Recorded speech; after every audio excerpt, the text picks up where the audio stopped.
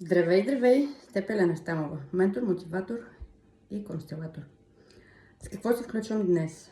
Хората котви. Кои са тези хора и какво трябва да знаем за тях, когато се появят в живота ни? Това са хора, които си мислят, че като се закотвят някъде и не трябва да се развиват. Не трябва да правят нищо. Трябва човек да се съобразява с тях, отсрещния да им помага, да ги издържа, ако може по-малко, да поема техните ангажименти, да не сякъде с тях. Закотвени за другия. Мили хора, никой не е длъжен да се грижи за вас. Никой не е длъжен да поема вашите отговорности и да върши нещата едновременно и заедно с вас, защото всеки има ангажимент. Котвата, когато я пуснете, е най-опасният капан. Тя е нещо като онзи капан на сигурното, на познатото, в който няма развитие. Когато пуснем котви, ние си мислим, че всичко ни е подредено, но това е най-опасният капан, защото светът се развива с главоломна скорост. Не може да си мислим, че когато в живота ни се е появил някой и ние е добре там, и този човек като започне да променя навиците си, като иска амбициозно да прави някакви неща и ние мрънкаме, че няма време за нас, ма разбира се, че няма да има време. И точно тук идва момента, в който ние да разберем, че когато другият се развива, ако и ние не започнем да се развиваме, визирам вторият човек във връзката, тази връзка ще се разпадне. Въпрос на време е. Защо се случва така? Защо? Защото когато пуснеш котва, ти си оставаш на едно и също място. Ти живееш удобно, не искаш промяна, но в 21 век, в ерата на Водолея, в годината на коня, това ще се разруши. Защо? Защото амбициозните хора, които вървят напред, влизат в 5D измерението, всички, които останат в 3D и 4D, с познатите привички, с познатите навици, с малките действия или почти бездействия, те няма как да просперират до хора, които искат да се развиват. Махнете тази котва. Махнете котвите, вижте, огледайте се около вас, на къде върви света.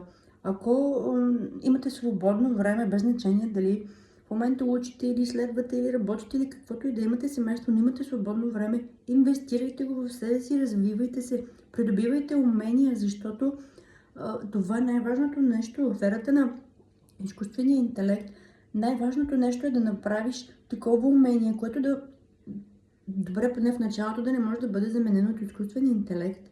Ясно е, че след време голяма част от професиите ще изчезнат, но ти сега трябва да се трансформираш, да се пренастроиш, да махнеш тази котва, която те държи в удобното ти местенце, залепен за някой и да се развиваш. Това е неизбежно. Промяната е неизбежна. Ако хванеш вълната, много по-добре ще е за теб. По-безболезнено ще минеш, по-безболезнено ще трансформираш, когато до теб има човек, който те дърпа нагоре. Защото другият сценарий е следния. Човекът иска да се развива, той има потенциал, има желание за кариера, има желание да прави много неща. И ако до него има друг човек, който го спира, просто няма да с ним се получат нещата, защото единият ще иска да прави неща, да ходи, да обикаля, да се развива, да ходи по семинари, да се среща с приятели, да черпи опит, да работи ако трябва на 2 места, да учи да работи и така нататък. Ако другият постоянно мрънка, то просто няма бъдеще. Няма бъдеще, защото мрънкането, недоволството, всичките тези емоции са 3D измерение. Просто това вече не съществува.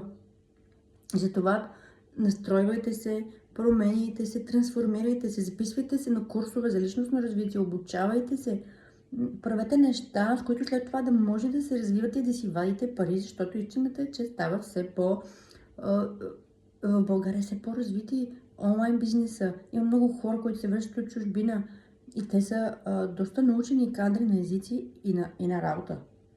Така че, мили хора, махайте котвите, развивайте се, давайте всичко от себе си. Когато имате свободно време, да го използвате пълноценно. Внимавайте с кого сте обградени, огледайте се. Ако има някой, който дърпа напред, хванете се за него и се дърпайте нагоре. Не дърпайте хората надолу, ако вие сте закотвени, защото рано или късно просто ще ви пуснат и вие ще си останете долу с котвата. Казвам го с най-добри чувства. Просто го виждам около себе си. Виждам как хората си мислят, че това, което е работило преди 3, 4, 5, 6 години, в най-добрият случай, то почти вече е трансформирано и наистина виждам как аз преди 2 години започнах да се занимавам с онлайн маркетинг. Тогава ни караха да правим книги, да продаваме книги. Аз им казах, че няма да правя хартиена книга, че ще правя PDF, ще правя онлайн програми. И наистина, само година по-късно, година и половина, всички казват, махнете стария модел с хартийните издания. Там ви трябва издател, трябва ви печат, трябва ви куриер, трябва ви логистика, трябва ви склад. Дойде ерата на дигиталното. Мили хора, махнете си котвите, защото закотвени ще си останете там.